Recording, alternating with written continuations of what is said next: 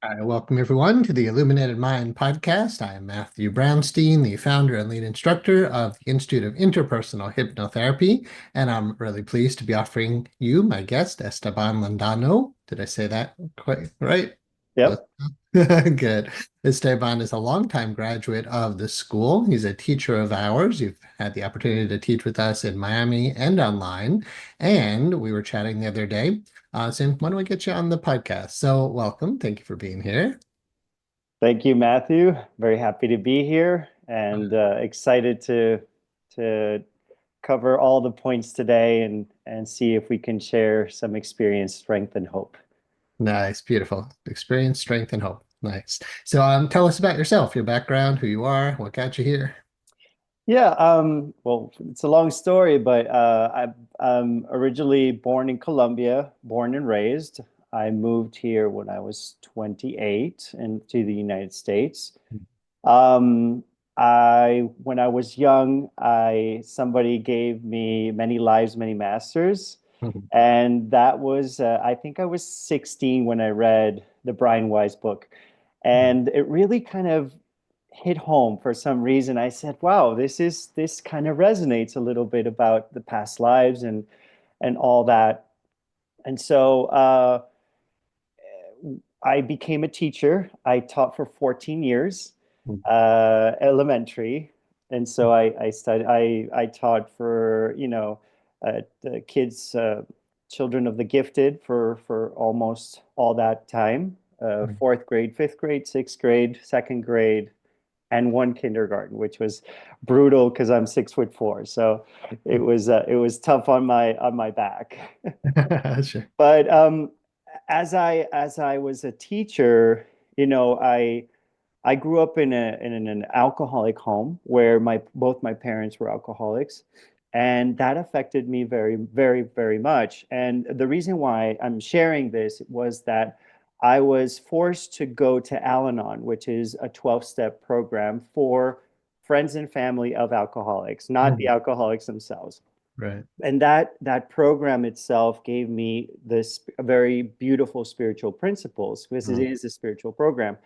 And the 12 steps are, a way to enlightenment as well, which is quite fascinating. No, Mhm. and as I progressed through the years helping, I became, a sponsor, and I helped people.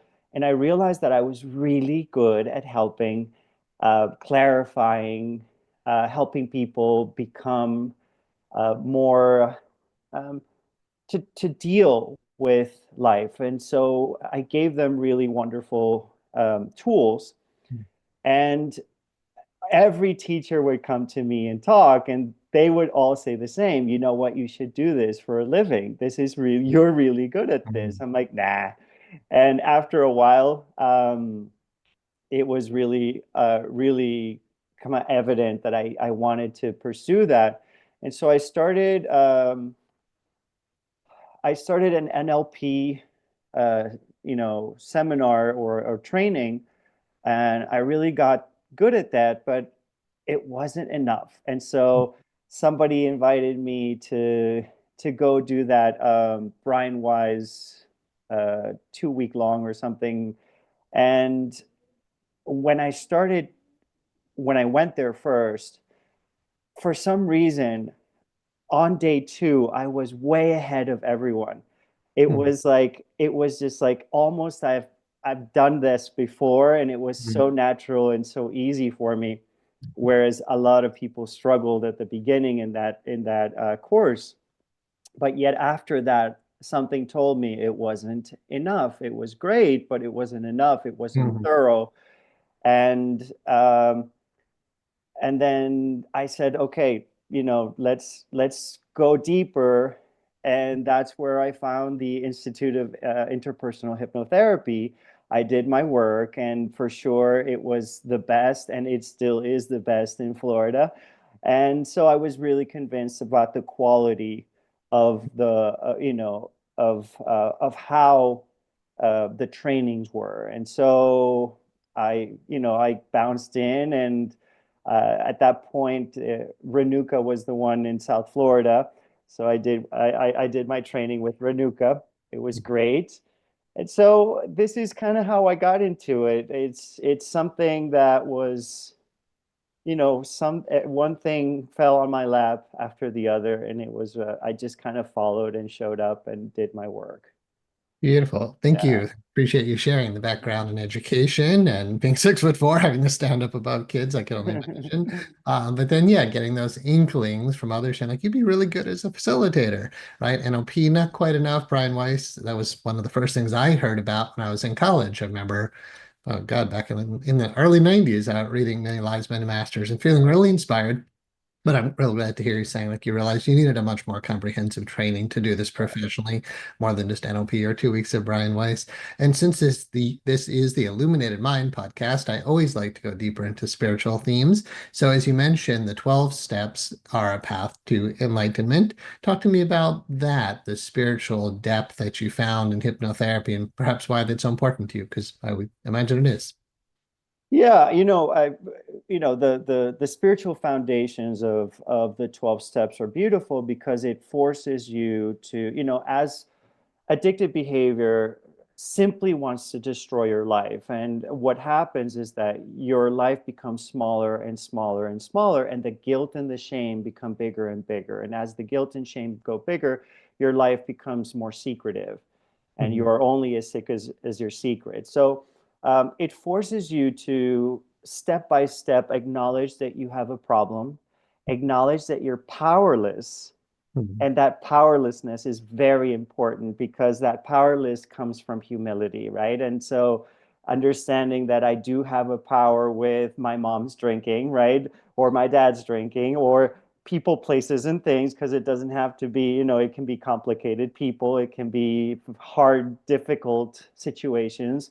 And understanding that you're powerless really allows you to open your heart to something new. And so when we admit that we're powerless and that we can't do it ourselves, that there has to be something greater than ourselves.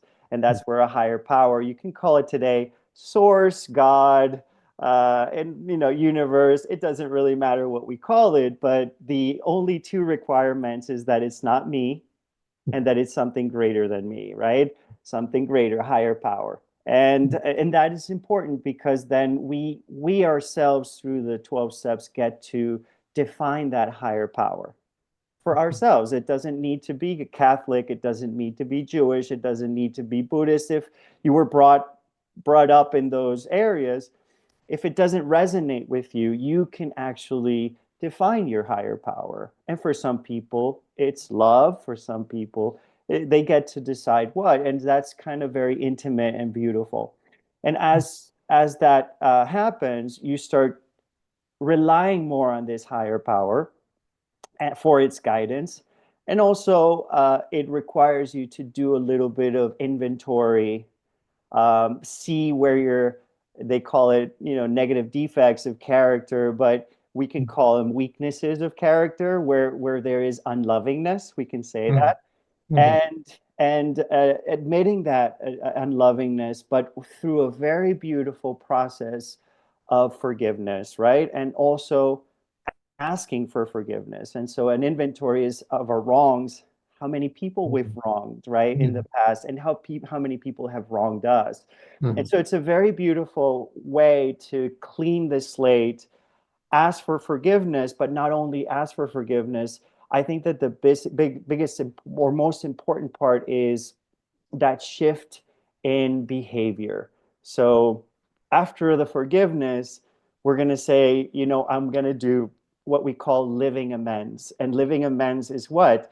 That I will never do that wrong to anyone in the future in the name of that person that I've wronged. So in your name, I know I've hurt you, but guess what? I'm going to do some living amends, and I will really try and not wrong somebody else in that way ever again.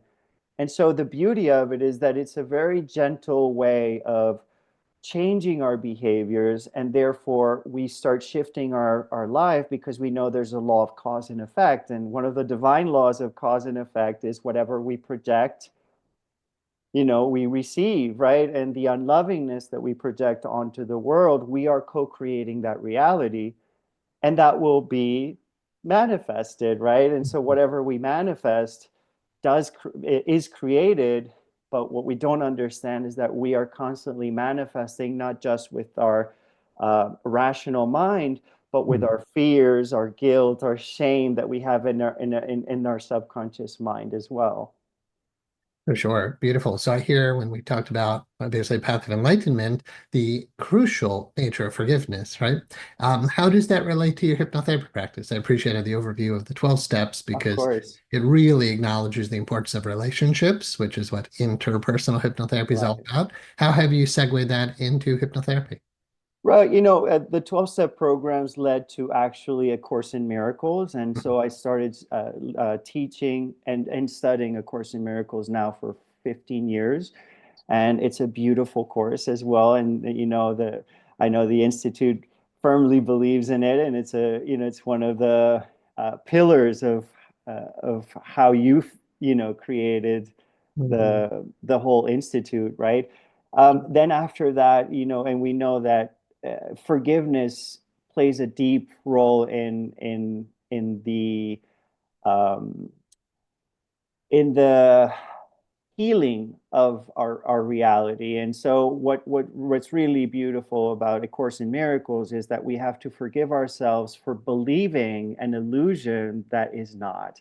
And Right. so believing that we are separated from God, believing that we are nothing but, that we are something other than love. And so that illusion helps me a lot in the day to day today. So, because what I see now, and whoever sits on my chair is a person that has a capacity to learn skill sets that create outcomes that are very positive. And so I've realized that ignorance is part of that illusion, right? The ignorance that we are selfish, the ignorance that we are arrogant, the Mhm. ignorance that we are self-righteous, right? And the ignorance that we are vain, the ignorance that we are attached. All of these are ignorances, and ignorance brings suffering, right? And so the beauty of it is that if I can see them as beautiful, whole, and complete, in the sense that I can take them from that ignorance to that wholeness, to that understanding that they themselves are creating this, they themselves are projecting this, and so they can unproject it too. Mhm. They can undo what was done. And so that for me is crucial. I think it's really beautiful, the fact that we all have that power to change our reality. We all have that power to have um, harmony in our lives, right? We all have that power to fix and what I call repair. And I love the word repair because Mhm. fix is different than repairing. Repairing means you're just correcting, whereas Mhm. broken and fix is something very different. We know something's broken, broken. I don't use the word broken. It doesn't equate with how I see things in my hypnotherapy um, sessions in that sense. Yeah, beautiful. Repairing instead of fixing that which is Repair. broken, knowing your client is perfect, whole, Yeah. complete, and helping them to move from ignorance or from an illusion of who they think they are and what reality is into the truth of who they really are. I'm still curious why hypnosis for you has been so important for that. I hear the 12 steps. You could be a facilitator for that, I'm sure. You could be a facilitator or a teacher of A Course in Miracles. But why hypnosis? Why can't these shifts happen with just basic NLP or past life They regression? can, Yeah. they can, they can. It just takes a long time. It's not Mm, as effective. What I can do in 3 or 4 sessions, mm, somebody else can do in 20, 30, mm, 40, and eventually they might, yeah. But I mm, just feel that hypnosis is quite effective in the mm, sense that it just tackles our deepest reasons why we're doing it, so, and why we behave the way we behave. And so when we tackle the subconscious on such a direct way, I think it's a really important way mm, that it is efficient. And so also, I don't know, it's just it. I've always had intuition, and that intuition never fails me. And so I realized that I have to learn to trust my intuition. And it was hypnotherapy that was, that I was instructed, let's say, to follow. And it is something that is very important to me and dear to me. Yeah, beautiful. I'm all about the intuition as well. And I like how you touched upon the subconscious mind because I know and how effective hypnotherapy can be to get people to their goals sooner rather than later. So you said like 20, 30 sessions, we can get there, but if we're not going directly into the subconscious mind, then it can just take a lot longer. And it becomes a beautiful profession, right? Like it might be hard to create a career in the 12 steps or in A Course in Miracles, but in hypnotherapy, people are going to Google. They're searching for hypnotists, hypnotherapists. They find us, and when they find somebody like you who's spiritually minded, who can guide them out of the ignorance of self into the truth of who they really are. I mean, it's what I live for, so I Mhm. get it. Yeah, You presented at our conference in 2023, I think it was that one in Tampa, and you talked about it was beautiful. I can remember the pictures of you. You just your hand was in your heart. You're just like filled with so much love and joy. And you were talking about your garden metaphor. I wonder if you'd like to elaborate on what that is, how you utilize that with your clients. absolutely. That was a byproduct of teaching the gifted so many years. And Hmm. so what ends up happening is that when teachers really want to be efficient, we work through imagery, we work through metaphor, we work through things that are really more tangible and concepts that are more tangible.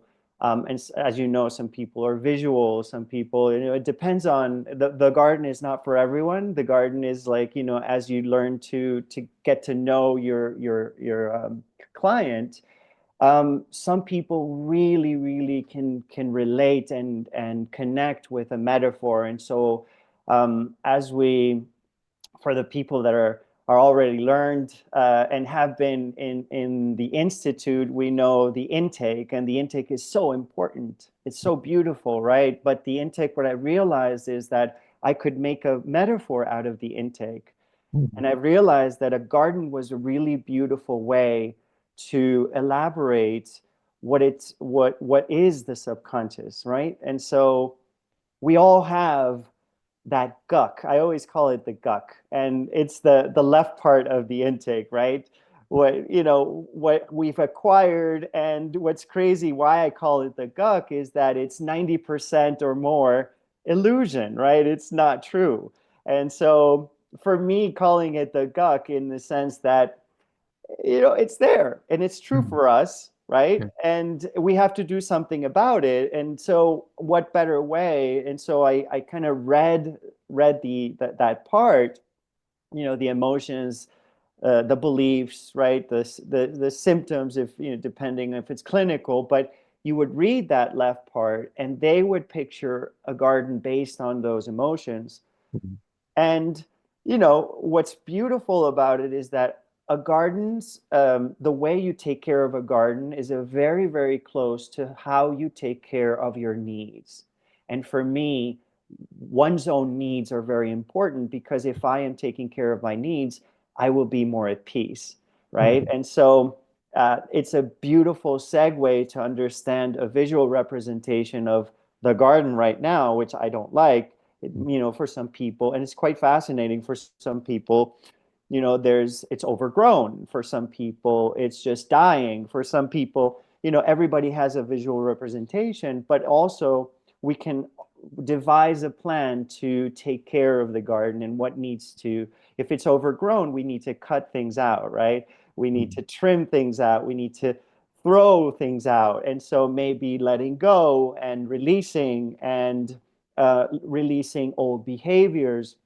So it's a beautiful way, but I love also the fact that half of our problems are learning to speak our truth, learning to say no, but I love you, right? Hmm. To put healthy boundaries, and boundaries are not meant to control others. They're always have to be designed to safeguard the garden, right? Hmm. And so we're not punishing when we put boundaries. Okay. When we put a fence, we're not punishing the cow. The cow's not good or bad, but Hmm. if there's no fence, the cow's going to come in. and eat, ruin it, and trample it all over. And so it's a beautiful way to understand that people are not bad per se, they're ignorant. And so the fact that somebody is just, is comes from that ignorance, comes from, and when I say ignorance, it's not derogatory or any way, it's just that I don't know how to, right? Ignorance Mhm. means I don't know how to. And Okay. so that's important to understand, because when we see that people are like cows, we can love the cow from afar. Uh-huh. We can we can forgive the cow for being a cow, but we're not going to tolerate the cow coming into our garden, right? And so it's a beautiful separating way of, I can forgive you for being an alcoholic, but I'm not willing to put up with your bad behavior. So do you see, it's very different in the sense that we forgive somebody for being ignorant, for being who they are. It could be that, if we believe in past lives, they could be 100 lifetimes less than us, or 1,000 lifetimes less than us. And would you judge someone that has not gone through 100 lifetimes Mhm. less than you, right? And so it's a beautiful way to have compassion, but still make sure you take care of the garden, you take care of yourself, you take care of your peace, inner peace, so that you can be more effective. Because my belief too is that why the garden is so important is that it's very hard, maybe you will agree with me, but it's very hard to get somebody from point A to point B if they don't know about self-care, right? Right. You can suggest and you can help them, but it's not going to be as effective if you teach them healthy tools to take care of themselves, so that it no longer keeps on happening in that sense. Beautiful. I'm totally with you, and that's actually what I wanted to go into, and because you're a Course in Miracles teacher, so we can go a little bit deeper here. In the idea of metaphors or imagery, you have this negative garden. Course in Miracles would be the ego's nightmare, this negative Right. Mhm. perception. I'm avidya, the Sanskrit word for ignorance or not knowing, like Not not knowing. knowing who we really are. And we're basically living in this self-made illusion. And I hear there's not self-love, there's not compassion. We don't know how to tend to the garden. In A Mhm. Course in Miracles, we would then shift to right perception, right, to the ego's happy dream, a creative, positive metaphor that gives the tools for, okay, this is self-love, this is self-care, this is assertiveness, these are healthy boundaries. Are you a proud gardener? Do you have high self-esteem?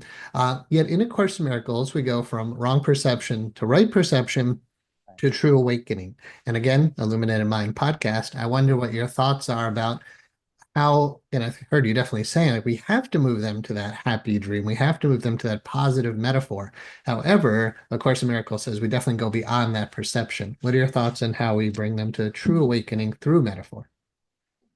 I think that the true awakening does not happen overnight. Sure. I think it's a very slow process that requires a lot of respect for the person's speed.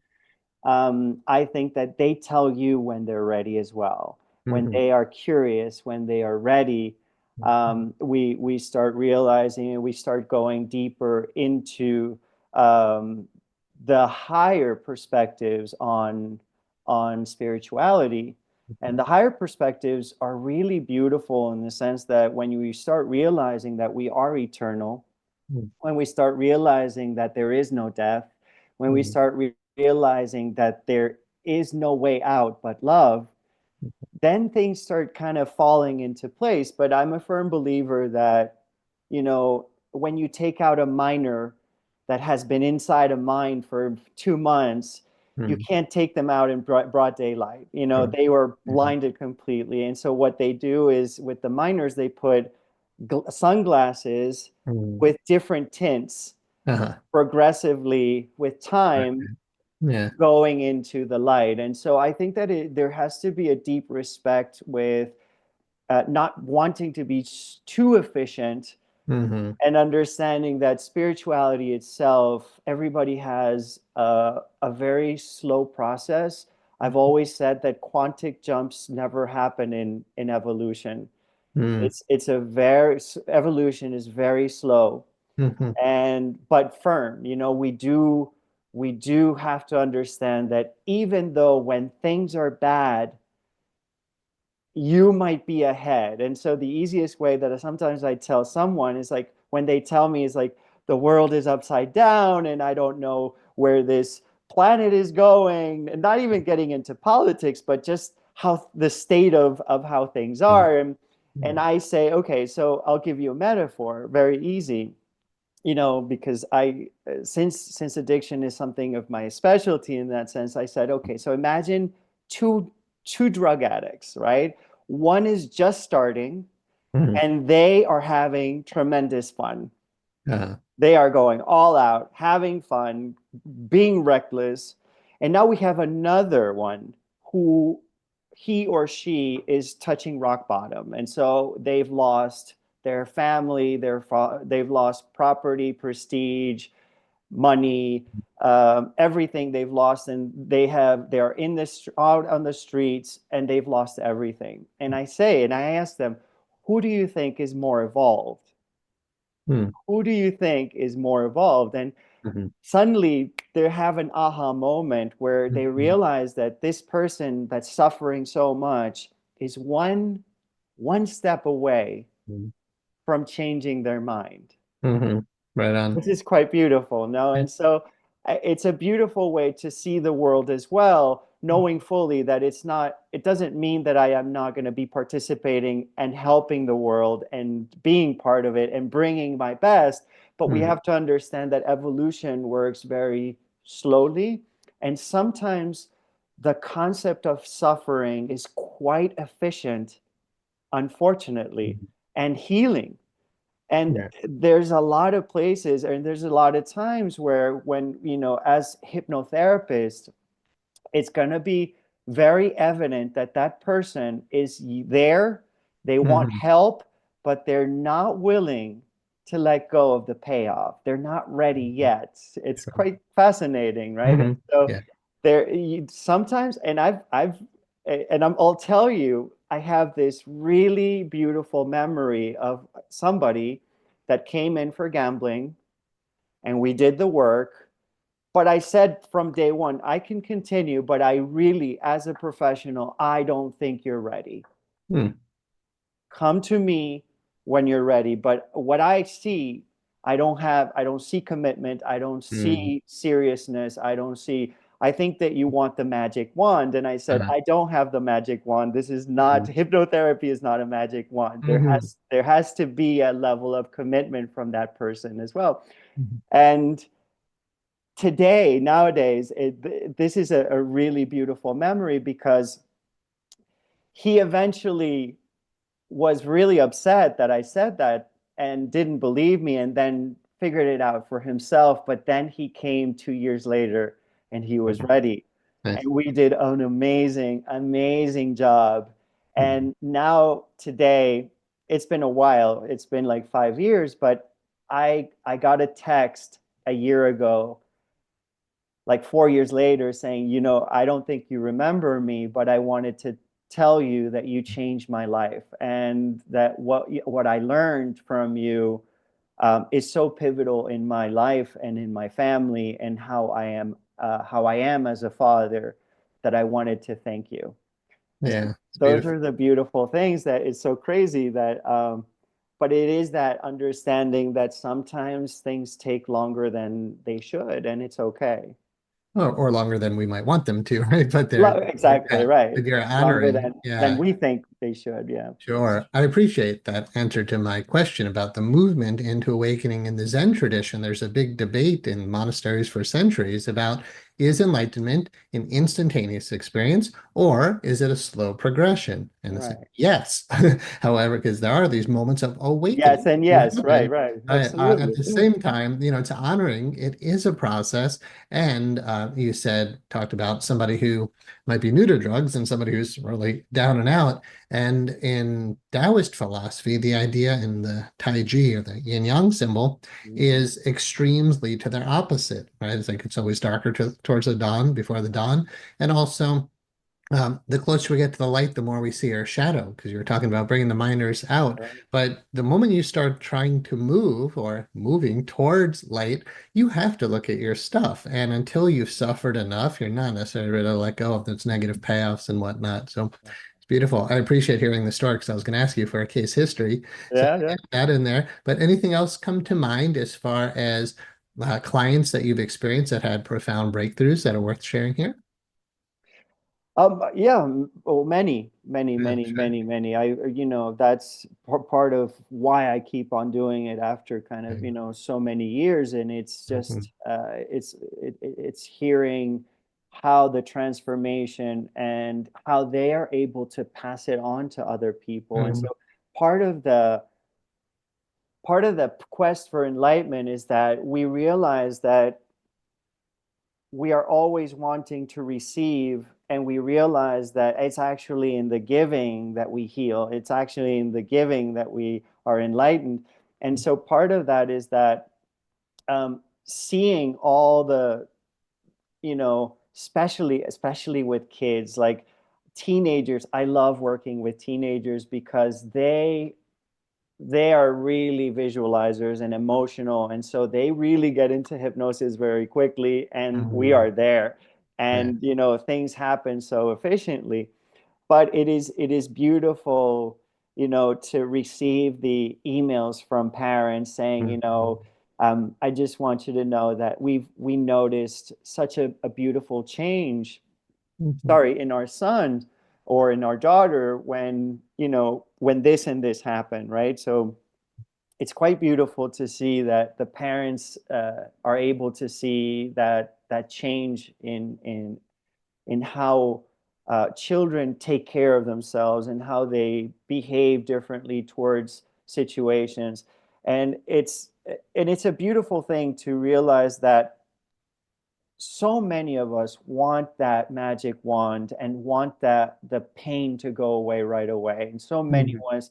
And what we don't realize is that situation is actually something needed for the soul. And so it's very hard to explain the fact to these people that, well, why does my mom have cancer, right? And why does there's so many horrible situations. But when we realize that the immortal soul is here for an experience, is here for learning, is here for to be one with the divine, we understand that these experiences are necessary. And so one of the biggest things that I teach and that I share is that God does not give us what we want. God gives us what we need, which is very Mhm. different. And it's like, Mhm. it's a tough pill to swallow Sure. sometimes. Like what the soul wants and what the soul needs are two different things, Mhm. sometimes. But understanding that the divine laws, because it's very hard to understand God. And so even the Course in Miracles says, we're not going to talk about even love because love is so hard to explain, but we Right. can talk about the barriers of love, right? Mhm. And so it's kind of a beautiful way to realize that when we realize that all these situations, if I have a tough parent, or if I'm being bullied, or if I, all these situations are teaching us the skill set that is required to get to perfect love, because Mhm. the end all of enlightenment is perfect love. And how I see it is how I explain it is like, okay, so, if I, Matthew, if I blindfold you right now and I tell you, go across the street to the bus stop, the first times are going to be very rough. You might not make it, right? Mhm. And so that's how, we start very ignorant as primitive souls. Think about cavemen, right? Those are our Mhm. first, and we Mhm. slowly go to Mhm. the bus stop over and over again. And so 10 times might get better, 100 times you might really get better, 1,000 times you might really master it. But there will come a time where there is complete mastery. And complete mastery has to do with the repetition of the repetition of the repetition of the Mhm. repetition until you love is actually innate, is part of yourself in that sense, because you've done it so much.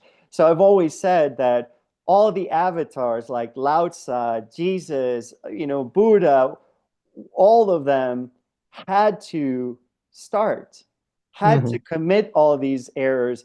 They all had to, murder, steal, Mhm. be, again, nothing in evolution and nothing in enlightenment. There are no shortcuts. Mhm. Everything is meritorial. It's based on experience, it's based on work, it's based on how much courage and how much relentlessness I am putting Mhm. into the everyday. And the beauty of it also is that the Course in Miracles says that God does not exist in the past and God does not exist in the future. And Mhm. for us hypnotherapists, that is essential, Mhm. because when we realize that the past is just code, it's just memory Mhm. in the soul. That code is tinged on how arrogant and how selfish and how ignorant and the perspective it had at that point. And so the beauty of it is that our work as hypnotherapists is to just change code. That's it. We're Mhm. changing code, we're changing perspectives, we're changing emotions, we're changing beliefs, and we recreate code so that the person can be in the present Mhm. and be more enlightened. Because what happens is that God only exists in the present means what? That this instant is the holy instant, right? Mhm. The holy moment where you and I can actually share whatever we want to share. We can co-create whatever we want to co-create. Mhm. But co-creating means what? We either tap into that love or we tap into that unlovingness. But whether we like it or not, when we tap into that love, we allow that beautiful love to flow through us. And Mhm. so that's where also studying comes across. And I think that it's important to understand anatomy and the chakras and how the chakras connect our bodies and the relationships with the soul, the ethereal body, and the physical body. So Mhm. there's three components that Mhm. if we don't understand that the ethereal body, which is like, the intermediate that connects the soul to the body, Mhm. that is idioplasmatic, which means the thought can be controlled and changes. And so Mhm. when we realize that my thoughts create, or affect that ethereal body, and that Mhm. ethereal body creates sickness or illness, we realize that everything comes from thought. And how beautiful is it for us hypnotherapists to realize that everything, even healing, will come from that shift from ignorance or unlovingness towards lovingness, and therefore we start healing, in that sense, the body itself. Beautiful. You covered so much good stuff there. I love the connection with the energetic anatomy and physiology. It's a big part of the school with my Very background in needed, Chinese yeah. medicine Mhm. is understanding, okay, well, why does illness manifest? What I do want to, and one last point, I'd love to hear your thoughts on this. When I'm listening to you, I hear something that I see in me in the quote you mentioned, Christ. They said when he was healing others, when he was here, in his body, he spoke with one of authority. He spoke with one who had authority. Like he just knew. And there's a consistency in your message of love, spirit, the immortal nature of the soul. Everything, which is my worldview too, goes back to that. I wonder what your thoughts are on the immense importance of the certainty that certainly comes from something like A Course in Miracles, right? Where there's one consistent message, right? There's one reality. We are spirit. When people don't have that, it certainly makes me wonder, how are you making decisions? How is your moral compass aligned, right? Why do you choose certain professions? Why do you do what you do? So I would maybe even throw that back to you. So how important is consistency, but also how does that influence why you do what you do? I think discipline is everything. I Mm. think that consistency is everything, because what I just said, if we are not aware of the bus stop, if we Mhm. are not aware of how we do things, then nothing will change, right? And so, for people that don't believe in all this, Mhm. I always revert to what's practical and tell me how life is for you, Mhm. right? And the concept of cause and effect is very easy to understand, even if you don't believe in past lives, or even if you don't believe in future lives.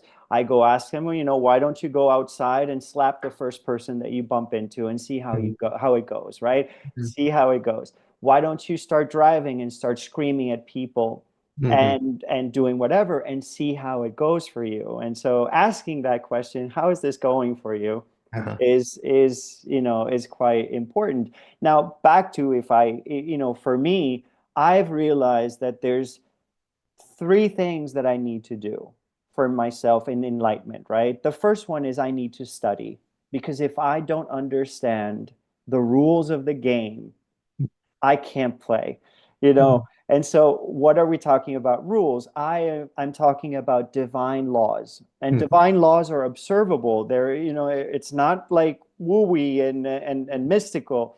They are things like, as real as gravity, right? Gravity is a law. The more an object has mass, the more gravity it has, and that's how it works. But Mhm. gravity is quite perfect in the sense that based on the beings of the planet, it forces it down so that they don't float off and all that stuff. So understanding the divine laws are quite fascinating, but it's important, because if I don't understand gravity, I'm going to get hurt. I'm Mhm. going to walk off a third floor and I'm going to have consequences because I don't respect Mhm. gravity. And so the same principle goes for, if I don't respect the law of cause and effect, or in the Course in Miracles, right? The term they use is projection, Mhm. right? If I don't understand the cause and effect, then I'm going to get hurt. Mhm. If I don't understand the thought that giving I receive, Mhm. forgiving I am forgiven, Yeah. then we're not going to know what to do. It's like pointing a Parcheesi game in front of someone, and they don't know, if they've never seen it, they don't know the rules, and say, go play. It's Mhm. like, they're like, Right. what? I'm going to lose, right? So I think that the first element is studying. I think it's important. And our ancestors had an excuse, which was that they didn't have the World Wide Web. They didn't have, but nowadays, even though there's a lot of stuff that's not true out there is there's quality information that resonates, that is logical and rational. Because for Mhm. me, logical and rational are very important. We have to ask ourselves, does this make sense, Mhm. right? And so studying is one thing. Second is understanding that perfection only comes not in this lifetime. Perfection is not about this lifetime. So the concept of perfection is the avatars, right?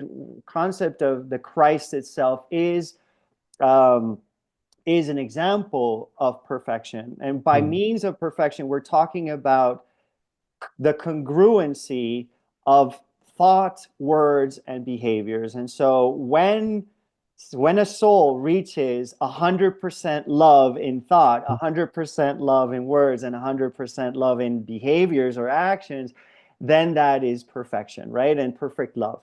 So Yes. understanding that it's the repetition of the repetition of the repetition of the repetition Mhm. that will reach the Christ mind, Mhm. right? And Mhm. so having that understanding that all of this does not come overnight. It comes with showing up on a daily basis, being aware of my weaknesses, working my weaknesses, being humble enough to accept that I am imperfect right now, Mhm. and that I don't know it all, and that there is a solution. And so uh, the experience itself made the Christ. Christ without the experience is impossible, right? Again, there are no ones. And so understanding that experience is the way. Mhm. So getting into those divine laws, the law of work. Work is how we enlighten ourselves, right? Work is very important. the law of destruction states that all matter gets transformed, and whether we like it or not, that matter that transforms and changes and dies and it forces us and pushes us to evolve. Hurricane Andrew in the 80s was awful and devastating, but the reason for it is that we have hurricane windows now because of Hurricane Andrew. We have new building code that allows us to be safe. The Champlain Towers that toppled like 2 years ago here in Miami has forced Florida to rethink its code and keep buildings more safe. But some of these destructions, what we call destructions, are needed to propel us forward. And so the second one is showing up and giving my best, but accepting outcomes do not depend solely on me. And so the fact of process and not outcomes is very important as I teach hypnotherapy, is that it's not up to me to decide whether I'm going to get something or not. It's not up to me because divine law knows better. But it is up to me to show up with 100%, right? And so it is up to me. So for example, I'll give you an example, simple. If I ride my bike to work, I don't get to decide if I reach my work. It's not up to me. Why? Because there are so many variables that are not in my control, right? The little banana that forces me to fall, or Maria on her phone and not paying attention. We could go on and on, but it is up to me to put my helmet on. It is up to me to look both ways when I cross the street. It is up to me to stop on stop signs. So part of this is that the journey itself, we don't really know where we're going. The divine law knows where we're going. We don't know. And so part of it is just showing up with our best self, with our most loving self, with our most commitment towards growing, but understanding that outcomes do not depend on me, because I don't even know how criminal I was in a past life and what that does to, Right. I don't know the seeds that I planted, but when we plant a seed, we better be prepared to be responsible for harvesting the seed. And if I plant tomatoes, I can't expect bananas. I'm going to get tomatoes, and I better be ready to see what I'm going to do with those tomatoes. Beautiful. Let me see if I can feedback, and I think there's a third point I'm waiting for. So first, I hear about studying, understanding universal law, right? Know the rules of the road. To kind of honor the process and don't expect perfection right here and now. We are in a process, and we don't necessarily even know where we're going. We just put on our hat. We just show up. I think we're missing a third, unless I didn't. Yes. Yes. And the third is by bringing ourselves and understanding that the two elements that stagnate us from evolution are very simple: selfishness and arrogance. So that combination of selfishness and arrogance is what stagnates the spirit from evolving into, into becoming, enlightened, right?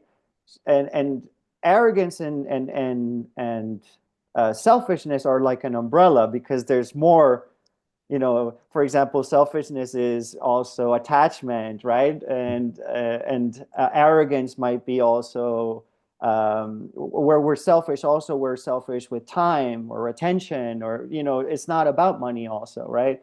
But when we pinpoint that selfishness and arrogance are the two things that keep us away from enlightened, then selfishness, the antidote to selfishness, is selfless giving, right? Selfless giving. And selfless giving is very complicated because it forces us to release that selfishness, release expectation, release wanting something back. Very hard. But that's the first element that is very important if you want to get to that enlightenment, is releasing that selfishness. And the only way is the antidote, because the solve, and selfless giving is the first one in there. Now, with arrogance and self-righteousness, the antidote is humility, right? And so when we start practicing that humility and that selfless giving, then we start to recreate and create onto others. And the way to create that you know that enlightened or the Christ is by that behavior, is by giving, Mhm. by not by receiving, by giving, by helping, by teaching. Mhm. And so the concept of wealth is very different. When I first started, wealth was money for me. Now I see wealth as time, as knowledge, Mhm. right? As attention, as caring. Mhm. Wealth can come as a hug. Wealth can come as so many things. And, as the Christ said, the more, the harder it is, one of the hardest um, trials is being rich. Mhm. It is much easier, he said, it is much easier for a camel to go through the eye of a needle than a rich person to get into the kingdom of Mhm. heaven. By the kingdom of heaven, we're talking about that enlightenment, right? The kingdom of Sure. heaven is not a place, it's a Mhm. state of being, right? And why? Because so much power is very, very hard as a trial to realize. If a lot has been given unto you, a lot, you're responsible for giving a lot more, right? And so for me, that the concept of wealth has shifted, but it's that third part is giving that wealth away and not receiving, and understanding and having that faith that the law of cause and effect always, Mhm. always is true. And so when I realized that faith is not blind faith, faith is something tangible. Faith is something logical and rational. For me, that type of faith is really, really works, because I know that by giving, you receive. By being humble, that's the only path for enlightenment for me in that sense. Thank you. I love how my heart feels listening to these beautiful words. I hope everybody who's listening feels that as well. So I hear your third point, really letting go of selfishness and arrogance, which is clearly the ego, and Mhm. choosing Course in Miracle, giving, and um, well, on the giving theme, A Course in Miracles just talks about to have, give all to all. Right. And that can seem scary for the ego, but based on what you're saying, when you understand through deep faith and universal law, no, the more I give, the more it comes back. And then that comes in and you just give it back again. And redefining wealth is time and hugs and love and quality, like a quality experience of life, not just a whole stack of money. I was Right. listening to the Gospel of Matthew recently. I didn't write that, but and Christ was basically talking about, and I never heard this before, but it was about like burying treasure. I was like, if you Mhm. bury 10 units or 5 units, but you Right. take it out and utilize it, like it comes back to you, but you leave 2 units under the ground or something like that, and it just stays there. Right. So the idea of reinvesting everything in one's mission, I know I've dedicated my life to that, that every time there's money in the account, it's not just there to sit there for my future or something. It goes back into the business. It goes back into being of service. So 10 units come in, you put them back out. 100 come in, you put it back out. 1,000 come back in, you put 1,000 out. And like in our model of, or kind of Ray Andreas's beautiful model of core transformation, the deep metaphor, the deep teaching is all you need is the core state, which is peace, love, joy, bliss, oneness, the experience of the divine. And once you have that, you have what you actually want, and everything you thought you needed to get there, you actually don't need, and you're happy to just give that away anyway. So to have is to have enlightenment, to have illumination, to have God, and then anything else you don't even want. I was at a monastery, a Greek Orthodox monastery, and I really wanted those beautiful candles they have. And I asked this wonderful old monk for them, and he gave them to me. But when I wanted to give thanks, he wouldn't even look at me to receive it. When I wanted to make a donation, he was so humble. He was like, "All I want to do is give. I want nothing from you." So, Course in Miracles says, "Love is incapable of asking for anything." And I Mm. love that model about just all you want to do is just give, give, give. I was meditating on A Course in Miracles, one forgiveness, and what happens when you've forgiven everything? Because forgiveness is our purpose. But okay, well, I just forgave all 8 billion people plus all the non-physical ones. Okay, so everybody's forgiven. But now, what's my purpose? Forgive. For is purpose, like what is it for? And Or give. I give. exist to give, to extend the kingdom, to bring more light and love to the world. And well, I think once we catch on to that one simple truth, which I alluded to when I asked you about consistency, right? Just once you know God is real, that truth is, that love is, it, and there are universal laws, it's not just some random chaotic, I don't know what's happening. At some Right, point, enlightenment is, oh, I think I understand what's going on, and let me align my life with those deeper truths. So right. thank you so much. We're running towards an hour here, so let's start to wrap it up. Sure. How can people reach out to you, or any last closing words, and how can people contact you if they're interested in private sessions? Absolutely. It's, easiest way is to find Mhm. miamihypnotherapist.com is the Perfect. easiest way, and that there's a contact there. It's quite easy. It's a very easy name, Miami Hypnotherapist with a T, right? Not therapy. Yeah. But it's there. Or Esteban at miamihypnotherapist.com is very, it's quite easy. If you're in the Miami area, obviously, right? Or online also as well. The beauty of online and for me is that 40, I don't know how much, I think it's like 40 million or more than 40 million are Latin and speaking, only Hmm. native speaking. And so for native speakers in Spanish, there's a huge community country-wise Hmm. I have people from Atlanta, from Texas, from California. They cannot find a hypnotherapist that speaks Spanish in Hmm. in New Mexico or in California, which for me it's wild. It's wild, but it's kind of beautiful also. I've had people that travel for a week that stay in Miami to have a hypnotherapy. So, it's a beautiful option also when you need someone in Spanish. It's a big population. I'm always here as well. Awesome. So online or in person in English or in Spanish, and sounds like always coming from love. So I appreciate the most. Thank you, Esteban. It's so beautiful to have you as part of our vision. Definitely hope to have you presenting at the next and many future conferences, and we keep growing together. Absolutely. You're awesome. Thank you, Thank you so Matthew. much for being my guest. Appreciate it. Thank you. Bye, everyone.